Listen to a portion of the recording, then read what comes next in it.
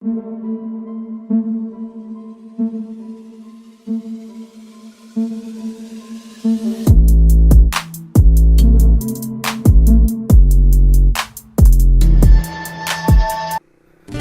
guys, welcome back to my channel.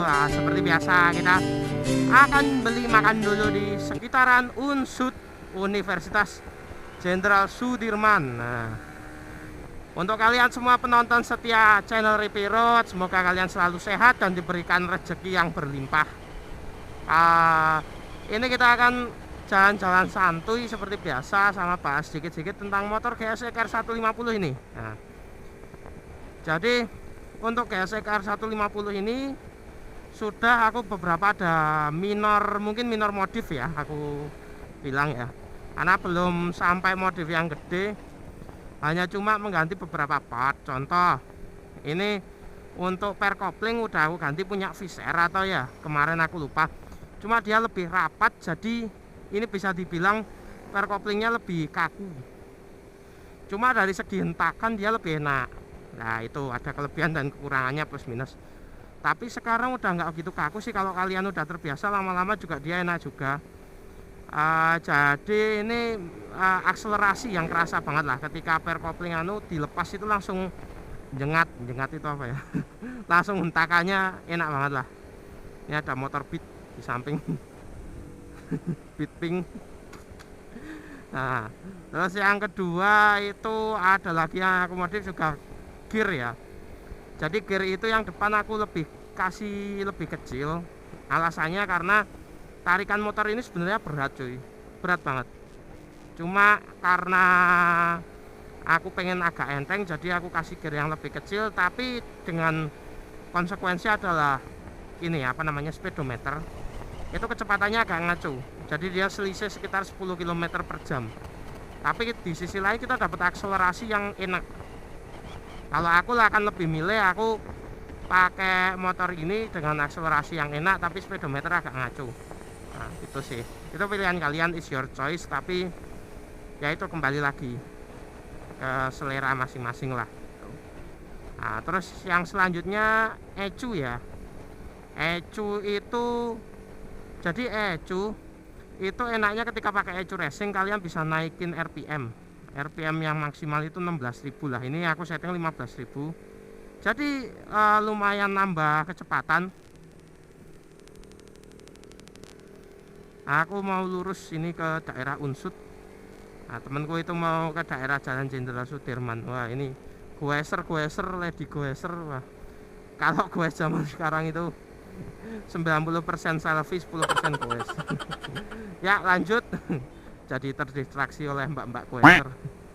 Jadi ECU itu RPM bisa naik dan juga settingan dari pengapian itu bisa digeser gitu. Jadi aku dapat gigi 3 tanpa ganti ECU itu 105, tapi ketika sudah ganti ECU itu dapat 120 km per jam, yang notabene itu berarti jadinya 110 ya km per jam ya. Itu sekitar segitu, kita dapat akselerasi sekitar 15 km per jam lah dengan ECU yang berbeda itu tadi. Itu menurutku worth it. Dan walaupun kalian udah ganti ECU, jangan sering-sering di pol di 15 rpm karena mesinnya juga. Jadi kalau aku sih untuk sekadar tahu speed maksimal sih nggak apa-apa. Cuma kalau sering-sering kalian gaspol itu ya mesin, namanya mesin ya, lama-lama pasti juga bermasalah. Tuh ada resiko juga. Walaupun secara spek dia masih sampai 16.000, masih kuat sih 16.000. Jadi ECU itu bisa pakai BRT ataupun sub. Tapi di sini aku pakai ECU-nya BRT. Tuh. Nah, sekarang aku yang lagi cari adalah yang bisa setting ECU BRT ini dengan baik. Dalam artian aku kepengen tahu hasil dynonya gimana. Dan ketika aku ganti busi itu kemarin, busi bris itu sempat habis. Nah itu aku tanda tanya, kayaknya kurang beres di settingannya. Jadi aku kepengen cari bener-bener mekanik yang handal sama bengkel yang terpercaya lah, biar kalau setting ECU-nya itu bisa sekalian di dyno. Cuma kendalanya itu di Purwokerto belum ada cuy. Nah itu masalahnya. Dan ini ada sedikit masalah juga ketika kalian ganti ECU, itu menghidupkannya lah ini. Ini tombol on off nya ya. Jadi ketika kalian menghidupkan, bukan tombol on off, sorry, starter, maksudnya starternya di sini. Ketika kalian menghidupkan motor ini jadi agak susah. Harusnya ketika pakai ecu standar itu satu kali pencet itu langsung hidup motornya. Tapi ketika kalian pakai ecu yang racing, nah ecu kita bisa bilang ini ecu racing ya, itu ketika kalian hidupin harus agak lama nekennya dan sambil digas. Kalau yang ecu biasa cuma tinggal tekan aja, nggak usah digas, itu langsung hidup. Itu minusnya. Yang selanjutnya perubahan minor yang aku lakukan ban ya.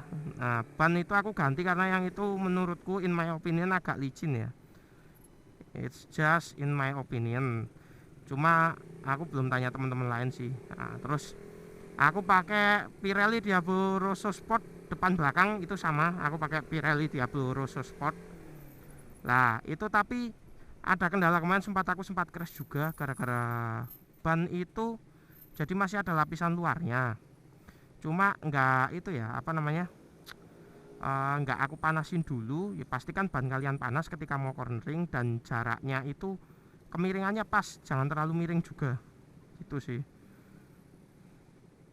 Ini kan ke kiri udah jelas lampu merah. Kalian mau maju pun mau ngapain? Itu sih. Ya itu, pastikan ban kalian itu jangan sampai slip lah ketika mau cornering, dan juga kalian harus cari referensi berapa sudut cornering maksimal dari ban kalian. Jangan main asal cornering, pasti glosor alias crash. Yang selanjutnya perubahan minor apalagi ya? Oh iya, knalpot. Nah itu kalau aku jadi kalian wajib ganti sih. Gitu. Ketika kalian udah ganti ecu tapi nggak ganti knalpot, kayak ada yang kurang gitu. Karena aku udah membuktikan sendiri ketika aku pakai knalpot racing itu tarikan mesin lebih enteng karena lebih loss ya. Jadi macam penghambatnya berkurang. Tapi efek sampingnya adalah bensin lebih boros. Nah itu, bagi kalian mohon dipertimbangkan kalau kalian motor untuk harian mungkin agak pusing juga ketika bensin lebih boros. Ketika pakai ecu standar dan juga knalpot standar itu kita bisa dapat sekitar 43 sampai 46 km per liter. Tapi ketika ecu udah ganti itu kilometernya udah nggak terkontrol, aku kira sih sekitar 30 sampai 35. Sekitar segitu. Jadi jelas lebih boros. Itu yang kalian perlu pertimbangan juga. Terus yang aku ganti ban tadi ya, ban ecu, per kopling, rasio gigi. Udah itu aja.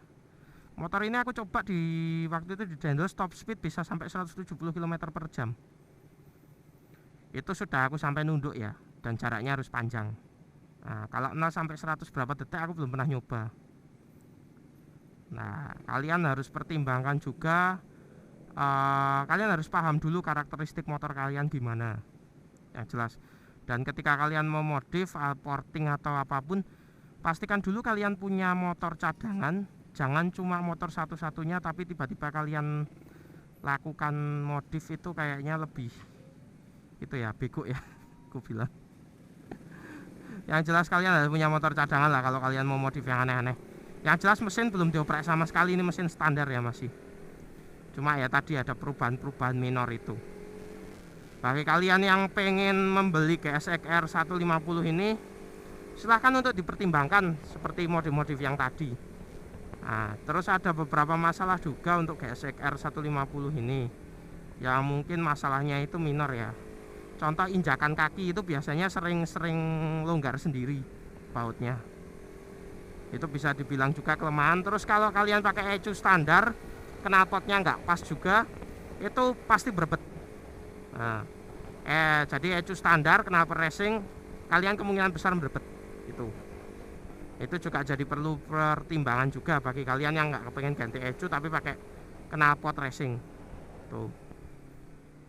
Yang selanjutnya yang jelas kalian harus siap nyali buat tarik gas. Karena kalau naik motor ini tuh kepengennya ngegas terus cuy. Gitu sih.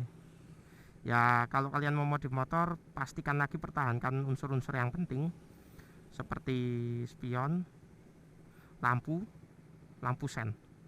Itu sangat penting sih. dan jangan dirubah warnanya. Contoh untuk lampu belakang itu warna udah merah, ya udah kalian pertahankan merah, karena itu akan, kalau kalian ganti warna biru umpamanya, itu membingungkan pengendara lain dan itu berbahaya sih. Lampu sen juga sama aja, pertahankan, tolong pertahankan lampu aslinya, umpamanya kuning ya kuning gitu. Modif-modif, oh iya ada lagi modif yang kecil ini, paling kalau tampilan sih cuma ini windshield aja, nggak banyak-banyak. Apalagi ya, udah itu aja sih. Ban, iya, next mungkin velg ya. Velg aku pengen pakai RCB karena RCB itu lebih ringan cuy velgnya. Selisihnya sekitar sekilo apa ya. Nah, itu lumayan kerasa ketika motor kalian mau ditarik, itu lumayan kerasa dan juga tampilannya bagus. Aku suka warnanya bisa di custom, bisa milih, bukan bisa di custom ya. Semua velg pasti bisa di custom warnanya. Cuma ini bisa milih. Kalian mau warna apa? Aku lebih suka warna gold. Jadi mungkin nanti tak ganti velg RCB warna gold gitu sih. Ya udah, mungkin sekian aja video dari review kali ini, bahas tentang GSX R150 si Jenggo ini. Untuk kalian yang tertarik dengan video-video lainnya bisa ditonton di channel Rippy Road. Terima kasih udah nonton, dan jangan lupa komen, like, dan subscribe channel Rippy Road. Kita ketemu lagi di next video. Rippy pamit, Jenggo, bye bye.